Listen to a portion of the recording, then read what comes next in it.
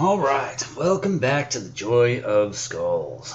I am your host, Levi Smith, and today we are going to be drawing skulls. So this is Drawing in the Dark. I already told you who I am. We're going to be, like I said, drawing skulls. This one, this particular pre-prepared sketch, as I do it here for this channel, is going to be a skull mashup. Just a fun mess of skull shapes in a blob. And it's going to be great. I hope everyone's doing well today. Whenever today is, I'm not doing too bad. You know, I'm drawing skulls, I'm making a video. Things are okay. And yeah, so I hope this goes well. This would be a terrible one to botch. I've done a number of kind of SkullMash pieces like this in the past. They tend to end up being really fun, and I just get to really play with the elements and the shapes of skulls. And I do believe that this is the last skull piece that I need to finish for the All Skulls coloring book, which is cool. We'll be able to change things up around here, get you a drawing that's not a skull. I mean, I hope there aren't too many people sick of it. I'm not sick of it. It's, you know, I had this wonderfully clever idea to do a coloring book completely made of skull drawings because, for one, I had a lot of skull drawings laying around on hand. Not as many as I thought. That's why I had to start drawing new ones. And then that became an idea for, oh, well, I could record them and maybe start up a bit of a video thing with it. And here we are. And this is hopefully going to be the last one. And we can kind of move on, evolve, show a little bit more than just the skull art, and draw other things. And that would be cool. So yeah, so this sort of bit, you know, you just kind of draw a bunch of skull features into the blob, and then from here we can start putting in these elements, different pieces. One thing, and I might work in a little bit here and there, are really just like other random disassociated chunks,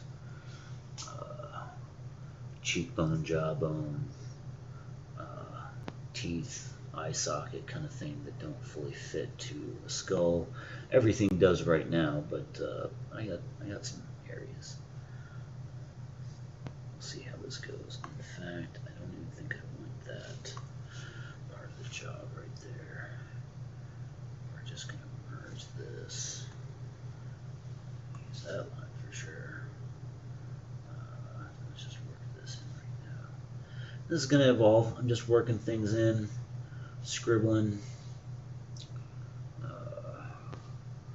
finding these shapes, deciding how I want. I'm going to play with expression as well with these skulls, with the eyes and stuff, and the eyebrows. Kind of just play around with, you know, this style of comic booky skull that I prefer to do, and kind of work in some different expressions into these skulls so they all don't look necessarily evil or sad or goofy. Let's see. Using this,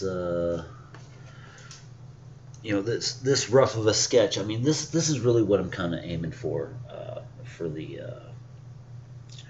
the channel here, is starting off with this really basic kind of scribble sketch that I've already kind of pre-decided will, this will work, and then from there bringing it here to the channel, drawing it up, seeing where it goes. I get to do a little bit of this kind of process stuff, and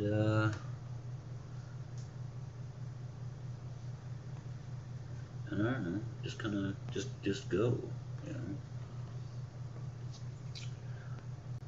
One thing that I was thinking about, actually, and this is some pop culture nerdery. The movie Spider-Man 3. That's from the original run with Tobey Maguire. With Kenny told me not to say anymore. So what's his name? Topher Grace. Yeah. Playing Venom. And man, I mean, all right. So this movie came out a long time ago. There's really no fixing it, and in a lot of ways, No Way Home kind of redeemed each of these franchises. The Andrew Garfield and the Tobey Maguire Spider-Man franchises, in a way that I really think that they should do another Andrew Garfield movie. An Amazing Spider-Man 3 with Andrew Garfield would be amazing. Would be awesome. But I had felt so many times that with Spider-Man 3, with Tobey Maguire and Topher Grace, that could have easily have introduced the Venom concept while focusing on the Sandman storyline, which was fantastic. It's such a bummer that's that was kind of like overshadowed by how rushed and poorly conceived the Venom aspects were of that movie. I always felt like, to really have done that proper, you introduce Venom, you have Venom in it, but you keep things focused really with Spider-Man and Sandman, tell that Sandman story, and then at the very end of the movie, then you have, this Venom go after Spider-Man. But, and you set up all the origin stuff, Parker ruining Eddie Brock's life, doing the whole ratting him out at the Bugle, and then, Eddie Brock getting the symbiote and everything, and even have, Parker with the symbiote, do the whole black costume thing.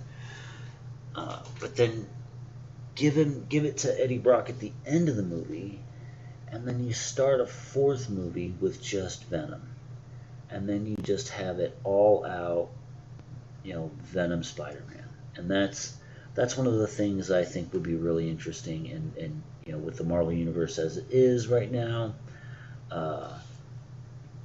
it's definitely going to be a little bit trickier. Maybe they'll introduce, because that little Venom symbiote seed from the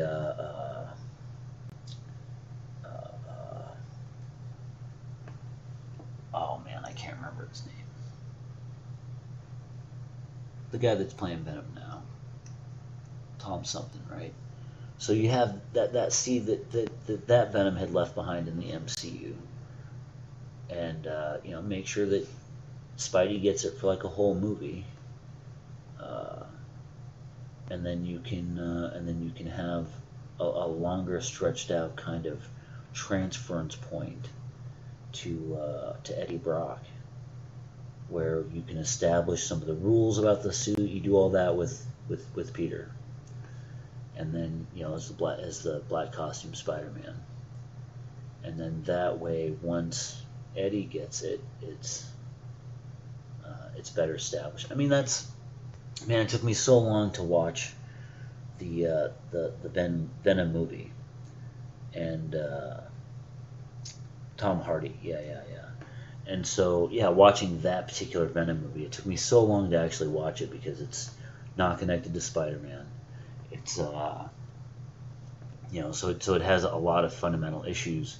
For me, it being a Spider-Man fan, and the conceptual arguments of like you can do a Joker movie without Batman, but you really can't, in my mind, and it's still the fatal flaw of that movie is doing a Venom movie without Spider-Man. I mean, Spider-Man is the template for the Venom symbiote in the way that we understand it. The spider on his chest, most of his abilities and stuff. Man, look at the dome on that skull. I'm gonna bring that down. I just don't want it to look super massive. We can do some adjustments over in here. But yeah. So I think they just completely did Venom wrong. Well, they did Venom's origin wrong, but the Venom in that movie is pretty good. Not that I really like the second one so much, but I begrudgingly like the first one. I can't say that that's not a good movie, especially for non-fanboy movie audiences and stuff. I think it worked out just fine. We know exactly who Venom is. Venom's cool. There's definitely some comedic bits that help lighten up how dark and disturbing that character could be, and that's one of the things that you really need. That Spider-Man story with the black suit, that symbiote suit, to really show how it changed Peter. Changed his power level, changed a lot of his interactions with other people, did make him a little bit darker, and it's something that MJ didn't like. And then even to the point where, when he ditches it, and then Eddie Brock gets it, and then he goes to Mary Jane because the suit knows who Mary Jane is, the suit knows who Aunt May is and stuff, and then, terrorizes Mary Jane, and then even, like, as Eddie Brock kind of, like, befriends Aunt May a little bit, there was some cool layers to that stuff. That's going to be kind of hard to really pull off, that I think were just really important to the Venom character and the relationship between Venom and Spider-Man.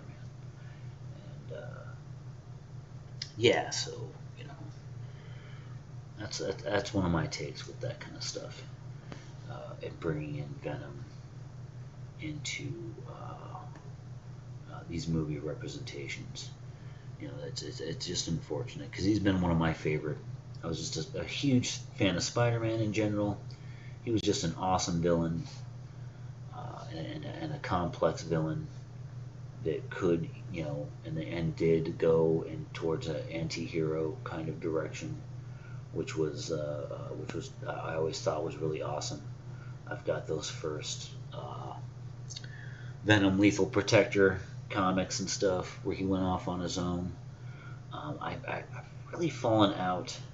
And just in comics in general, especially like mainstream superhero comics and stuff. But the stories where the Venom symbiote bonds with Flash Thompson in the comics. I think he bonds with somebody else. I know that there's this whole Cull connection and like the planet of symbiotes and all that kind of stuff. I mean, comic books. They got to keep. They got to keep upping the stakes. They got to keep rolling things out in a weird way. They got to keep twisting things around and stuff. So it doesn't surprise me or even necessarily bother me that comic books have tend to get so far afield. Like you stop reading for comics for 10 years and you go back into it and it's like, what is going on? I don't know why this character that I know looks this way, why, the situations are different, people that are dead are back again, people that could seem to, be unkillable or dead now, and you missed out on so many storylines and stuff. The tenor of a book can change quite a bit, and also some of it just it just ends up getting a little too silly. And there's a point, I think, when we're younger where we enjoy and embrace that silliness, versus as an adult where we seem to be we want these stories to be deeper and sophisticated than actually they are or were ever meant to be. I remember the Masters of the Universe cartoon when I was a kid, with He-Man and Skeletor and all that, to be pretty awesome. But now I go back and watch that 1980s cartoon now, as a 40-something-year-old, and it's pretty terrible. And you can tell that it's not like it was terrible then, but when you're like 8, 9 years old and stuff, your expectations and your interests and your needs from storytelling are wildly different. And so, because it's nothing that it's nothing that my dad got into. It's not like it was like already compelling. It was like, this is goofy kid shit. And then but you grow up on it, and it becomes one of your favorite cartoon shows as a kid, and you go back to try to watch it as an adult because you never really quite lost your love for Masters of the Universe and Man at Arms and Ram Man and Tila, and and you go back and you watch it, and you're just like, what? This is unwatchable. And so, somebody remakes it, re-envisions it, but it never quite lines up. People want to be creative with it. They want to continue it or something. It's like, man, well, this isn't what I remember. This isn't what I love. And then it's all somehow ruined, Next thing you know, typing on the internet about how the remake of the Masters of the Universe ruined my childhood and stole my dreams away, and now I don't believe in Santa Claus. It's devastating. And then we have to, we gotta move on. We gotta maybe somebody else will go and mess up He-Man for us.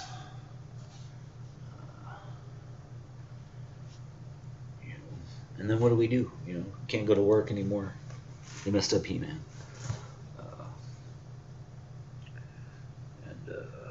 And somebody will get in here and say, oh, but they didn't mess up He-Man. They actually did a really good job on such and such. And yeah, that's not even what I'm talking about.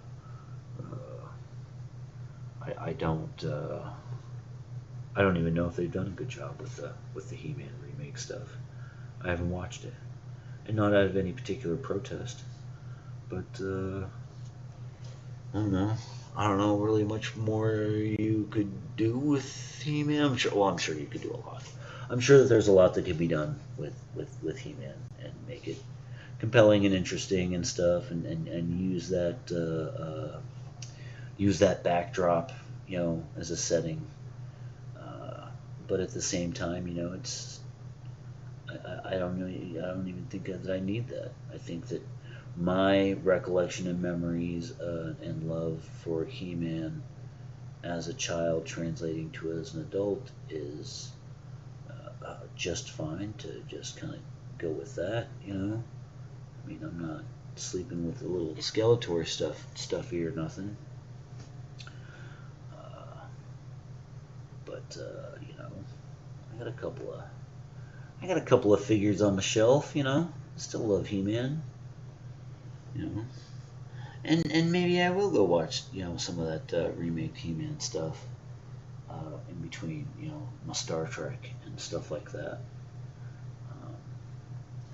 But and you know, I may even absolutely like it. I don't think it's going to change a whole lot. I think I'll be okay with it either way. And I tend to be that way. I tend to be, you know, I like all the stuff that Marvel has been doing in general. I like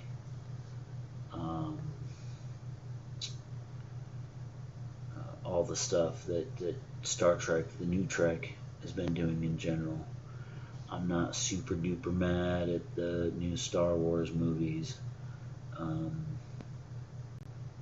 You know, it's not that a lot of this new stuff is necessarily making it onto my favorites lists, except for maybe with some of this new Trek, this new Star Trek stuff has been pretty fantastic. But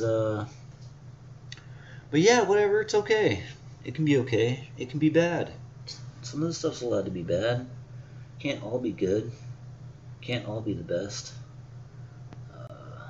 You know, something's got to be the worst one, and I don't mind that. You know, I like sometimes the conditions for the worst one being the worst one to be a little bit on a higher bar than we get sometimes. But a lot of this is just, you know, it's fiction. It's entertainment. It's a privilege to begin with. And so I kind of just generally take things as that. It's got a little droopy. Put in some of these little drips. I mean, they're kind of in the sketch. And this one might take a little bit more time, a little bit more development. Messing around with more of the shapes, more of the textures, these different spaces in here where I'm gonna just put in a set of teeth right here, because I do want to put in some of these like little random bits, because I think that just kind of adds to the mishmashiness of this blob of skull material. There's some of these areas here where I can sneak in some of these other elements. I'm going to do that because it's kind of fun. A little weird. I mean, it's all kind of comic booky and stuff, you know, it's not super gory horror. Sometimes the suggestiveness of something can, I think, be more powerful than just outright showing it. And in some instances, save a lot of time. And it's kind of like this whole like Hitchcock kind of way, you know, where they have that rule of like, you know, show don't tell. But then I also think I like the idea of show as little as you need, or only as much as you need, in cases where you need to maintain a kind of mystery. You show too much, and then it's revealed. You know, people will always want to see under Jason Voorhees' mask, but as soon as you do that, you know, that mystery is gone, and then that element, that quality, that want to see under the mask is gone. It's gone forever. And so, kind of like a magician, you know, and their audience wanting to know, oh, how do you do it? How do you do it? How do you do it?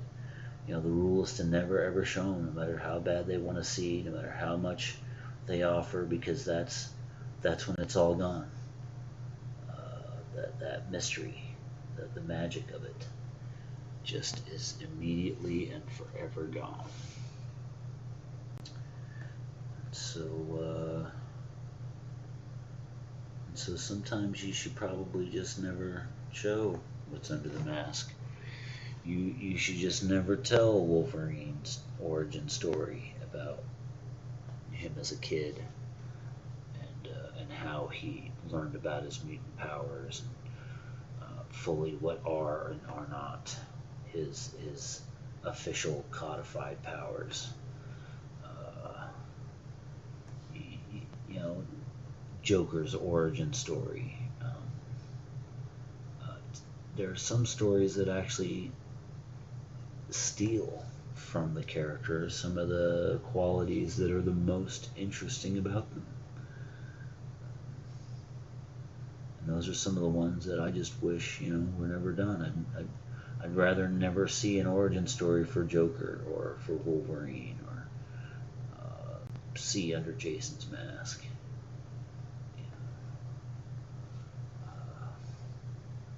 I think those are always things that you know, could be played with, can be questioned, could bring up, oh, we don't know this, or oh, we don't know that, or give a little detail, little snippet, the tiniest of puzzle pieces. Just drip those out over decades and years, and you actually maintain one of the most important features of these mysteries. You know. So I'm gonna come here. I'm gonna do some shading. I think I like how I've worked things up in this guy. We are going to look at. Oh, what do we got here? What do we got here? Yeah. We're doing good. We're doing good. So we shade. We're just gonna scribble in these darks. And so, even though going back to the All Skulls coloring book again, I mean, this is after all what it's all about. At least in this instance. I don't include these darker shaded areas in the line work for the coloring book. I'll let you color the eyes and the nose and these open spaces, these dark spaces, in however you like. But for me, with the composition, the lighting, for other lining considerations, filling these spaces in will really help me. Showing these different areas always lets me kind of see where I'm going to put in some heavier lines, you know, thicker lines, thinner lines, and the overlaps, the underlaps, and all that stuff, so that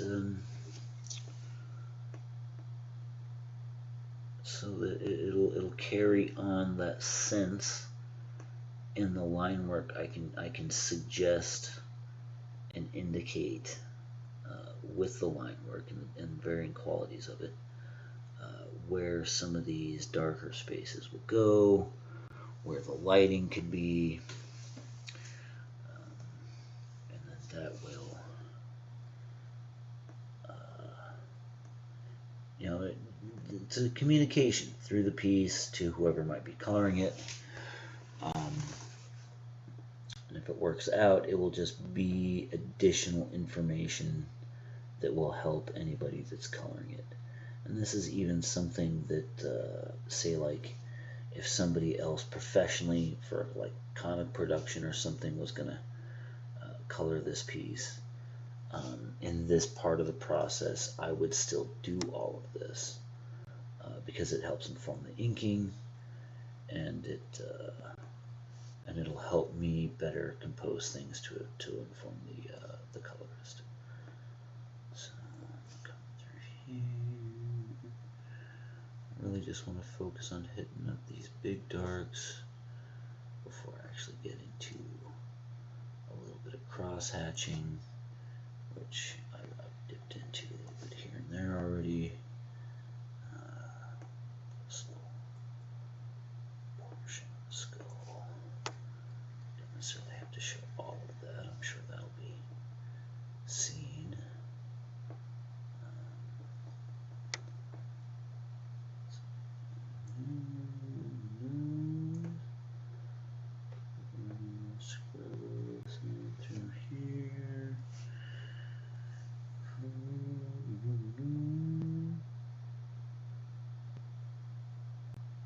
Scribble, scribble, scribble. Okay.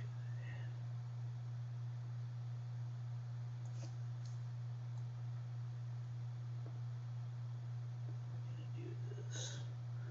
I know I might be slapping some time-elapse and stuff on some of this here and there as the process goes. Get a little cooking show with it. But tell you what, you gotta, for your own self, if you're trying to produce any art on your own, you don't get to do that. You gotta sit here and put it all in. And honestly, you gotta want to. You gotta really love to and be interested in that. Being hands-on with the art making process. I mean, because that's what it's really about on a artistic kind of expressionistic level is making the art, producing, making all of the decisions, the lighting, the texture, the movement, the composition, the coloring, all of these different features and stuff. I would much rather be the person that decided that kind of stuff, say, versus a computer algorithm, some predictive art generation, AI art, stuff like that. And I'm not a hater of the AI art. I just kind of rather be the one that's making it versus just having a machine make it for me. And using like a digital drawing program as I am, Clip Studio, neither the computer nor the program are drawing this for me. Hell, it probably look cooler if it did. And if it's gonna look cooler, I'd like to be the one that makes it look cooler. It's far more rewarding. And I'm not. There are some creatives that love having made the thing, and then being able to present it and deliver it to whomever under whatever circumstances. But then there are other artists and other creatives that enjoy the making of the thing. I love making art. The making of it is more important to me than the have made it. I mean, this is where I want to be. This is one of my my favorite places to be. Just drawing, just making all these stupid little lines on a white surface that start to form things, that start to create images in ways in which I could show it to somebody and not say a word, and they get it. I mean, they at least can interpret it, can read it, can get what I was going for, at least to basic levels. Sometimes I try to say more with my art, and sometimes I'm not worried about saying anything with it.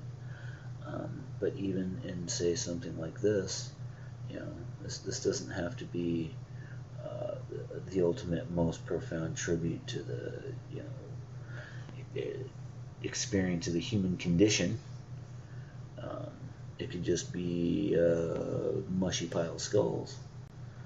But at the same time, in a way, it kind of does reflect on aspects of the human condition, and maybe even this speaks towards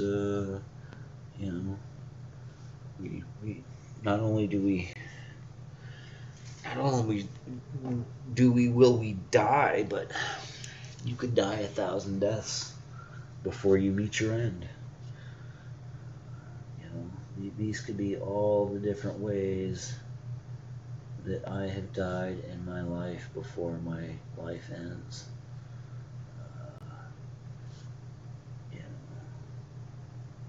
all of us die, but not all of us truly live. You know, extra points in the comments if you can cite that quote.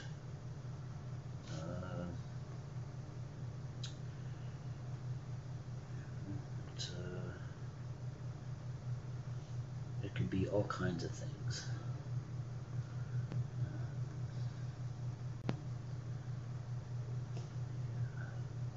Come in here now with this little bit of a thicker line. Like I said, this isn't all necessarily final line work, but the more I work this up, the more it informs, the final version. And sometimes, this version ends up being the rawest, most interesting and genuine version of the piece. Oftentimes, these rough versions end up being my favorite versions of stuff I've drawn, where it's not even like the final. They do sometimes end up being like, oh man, I just love the raw version more. It just had an energy to it that the final version just doesn't always necessarily have. And that might be a thing, like, I don't know, doing a coloring book or an art book where it's all just scribbly, rough, wild lined kind of stuff. Who knows? Maybe this should be the final version. I haven't really thought of that in that kind of context. And sometimes, that's one of the benefits I get from doing this whole process is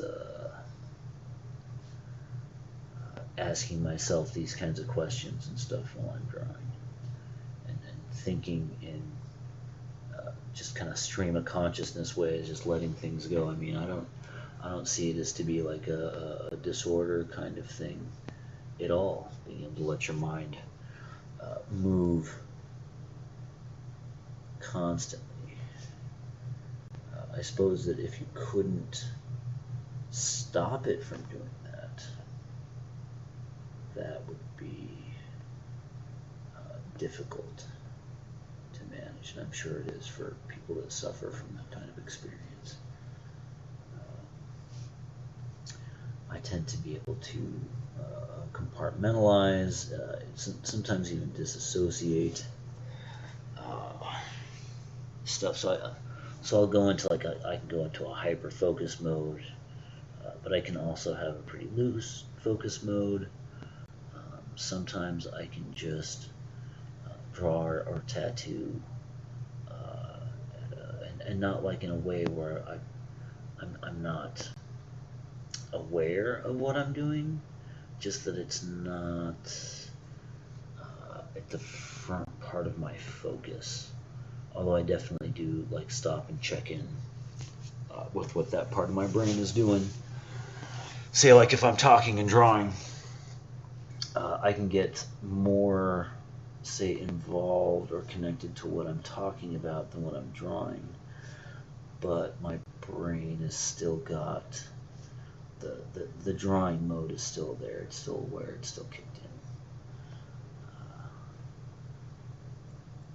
And then sometimes it goes the other way. And then it's hard to think in verbal terms. And so then I will just stop doing so.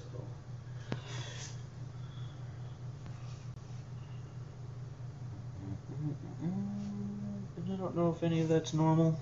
I don't know if any of that's particularly divergent either. I do know that it is kind of my experience, and I'm not necessarily bothered by it. And I have found ways to make my experience work for me. And I don't know if that's what anybody else should do. But it's worked out pretty well for me.